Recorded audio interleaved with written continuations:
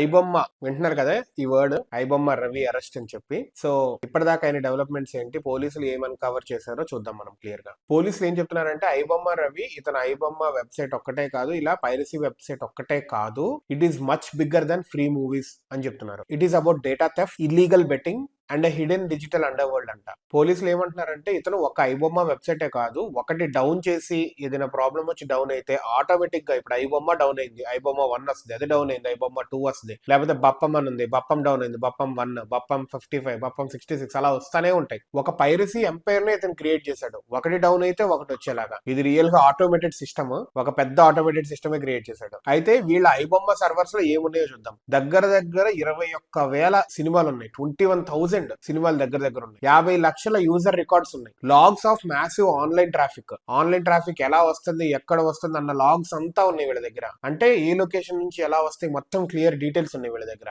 And links to the betting websites. So ఆ iBomma website కి వెళ్ళి ఒకటి నొక్కితే it will land on some betting website. ఆ ఇంట్రెస్ట్ ఉన్నవాడో లేదా ఆ మోజు ఉన్నవాడో ఆ బెట్టింగ్ వెబ్సైట్ మీదకి ల్యాండ్ అయ్యాడు, అక్కడికి ల్యాండ్ అయితే ఆ వెబ్సైట్ వాడికి వీ డేటా వెళ్ళిపోద్ది కూడా, ఐబొమ్మ వాడి దగ్గర ఆల్రెడీ వీ డేటా ఉంటుంది. ఇది ఒక హాబీ లాగా చేసుకున్నది అయితే కాదు, ఇండస్ట్రియల్ లెవెల్, ఇండస్ట్రియల్ స్కేల్ లో ఉన్న క్రిమినల్ బిజినెస్ అనేది పోలీసులు అంటున్నారు. దీన్ని ఒక హాబీ లాంటిది అయితే కాదు అని క్లియర్